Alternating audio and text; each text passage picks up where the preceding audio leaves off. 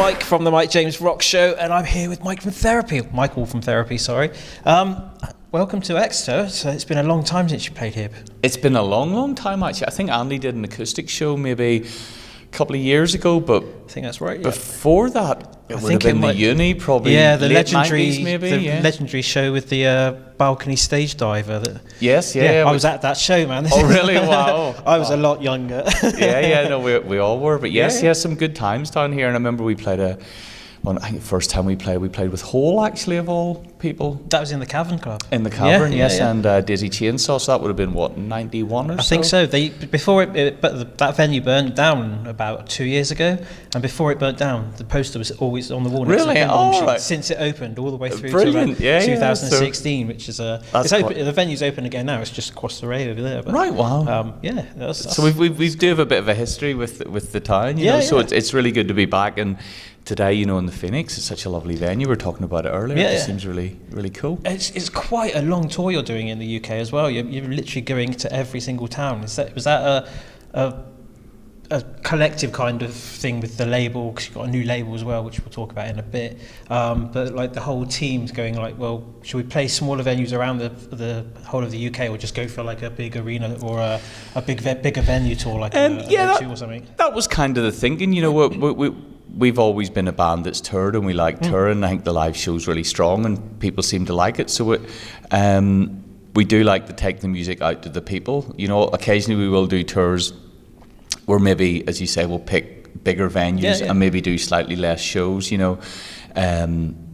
whereas this time, we played Manchester, Stoke, Birmingham, Sheffield, Leeds. There's quite a few shows. It's sort of in close proximity, whereas sometimes we would just do do Nottingham and Manchester. So we're kind of getting out there. But it's good, especially with the new album as well. The promoters just felt that we should take it out to the people, and it's going down a treat by the looks of it, because you're about halfway through the tour now as well, aren't you? Well, we're kind of on the tail end of it now. Okay. This is with tonight included, it's 4 more shows. Oh, so almost done then. You've already announced that you're doing some home tour. Is it March next year? March next year, yeah. We go out to Europe in January, February, go to Finland, start of March, I think, and then the end of March we do 5 shows in Ireland. That's quite special. That's good. Yeah, it is good. We kind of, like I said earlier, before you normally would just most bands do Belfast and Dublin, but we did a smallish kind of acoustic tour maybe 2 years ago in Ireland, and we kind of said, look, it was great. We went to a lot of these venues and said, next time we'll bring the amplifiers, and that's cool. People have really picked up on it. So we're going back to the kind of smallish venues as well. So it's going to be pretty chaotic, but it'll be good fun. And we're not doing Belfast and Dublin on this run either. Okay. So it's kind of, we all come from small towns, nothing ever happened in our town. So it's nice to be able to take it out to people, and you don't have to drive for 3 hours or get a hotel in London and stuff like that. As I say, we like doing the shows, and I think people appreciate that. Yeah, the music industry has changed so much in the almost 30 years that you guys have been going. I'm guessing just going out on the road is still almost back to the roots of this, the three of you having a good time on the road, like just touring it and kicking it about kind of thing. Yes and no, but like I say, we always toured. Yeah. When we would have been about in the 90s, there was a lot of bands that didn't like touring, and they only toured because the label told them that's how you sell records. Now that you don't sell records, I see a lot of these bands now touring a lot more than they would have. Yeah. Whereas we've always toured, and it's always been a case of we do the shows. We've always toured. Even when there was probably like a dip commercially and critically in a lot of ways, we were always out there doing our shows and things. We were always out in the road. So it's not really changed that much for us because we were always out there. I think for a lot of bands, they've had to kind of rethink how they do things, and it's less about the record and more about the live show. But for us, it's always been about the live show and the record. Yeah. We were lucky enough to catch up with Ash at the beginning of the festival season. And they're still, like yourselves, one of those bands that sort of blew up quite big in the 90s, but they still managed to sustain themselves through the peaks and troughs of the last 30 years or so. How do you feel that sort of like the rest of the Irish kind of community that came over in the mid-90s and sort of infiltrated the Britpop scene are doing at the moment? Because there seems to be a resurgence in those bands that they're kind of getting together now for nostalgia tours, whereas you guys can go out and not have to play with those kind of nostalgia tours because you've got the bit in between kind of thing.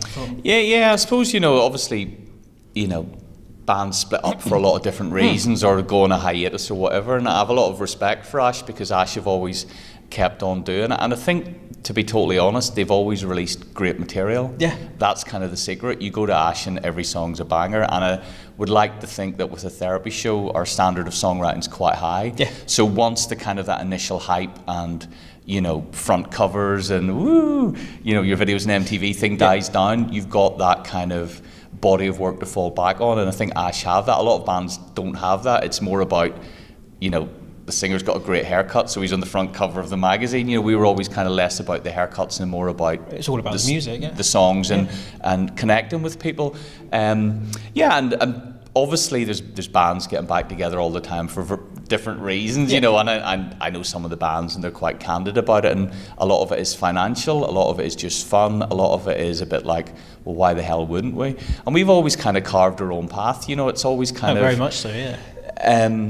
Like I said, we like what we do, and it just, kind of splitting up the band never really seemed like an option because we always felt there was something else to do musically or another show to do. And even nearly 30 years in, I can honestly say every day something happens that blows your mind. Something you've never experienced before, something crazy, something off the wall, something fun, and that's what keeps us interested. We genuinely enjoy what we do, and I know the Ash guys do as well. That's cool though.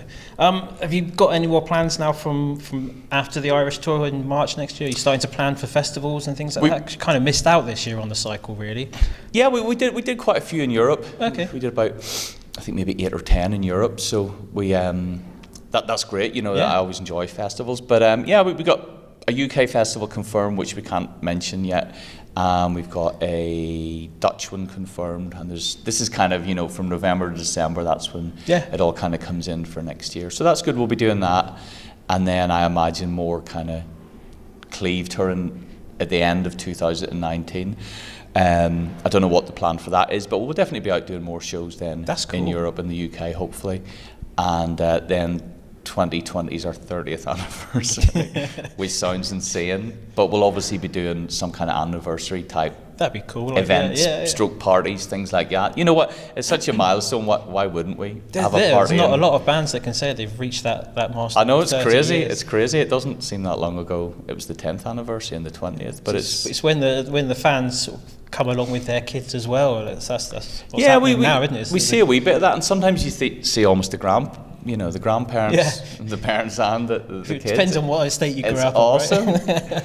And it's good, and I think it's like you say as well. A lot of the, with bands coming back and sort of second and third wins, as we would say, it's like I think a lot of people, you know yourself when you're in your early 20s, you're so into a band or so into music, and then life gets in the way. You do stuff like that, and I've noticed a lot of people, especially in the last 5 years, are coming back, and a lot of people have said, it's the first time I've seen you since '94.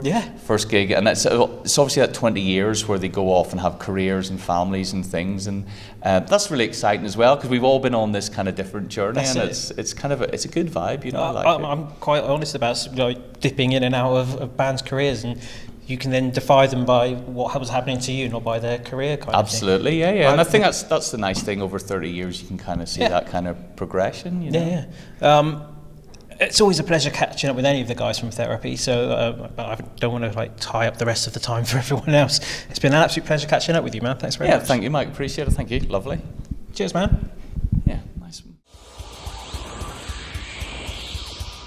Cool. Hi guys, thanks for watching my interview with Mike from Therapy. If you enjoyed it, we've got plenty more on our YouTube channel. Like, subscribe and hit the notification bell, and you'll be able to see everything we've got coming up, and do dive into our back catalogue as well. Cheers. Welcome to the My James Rock Show.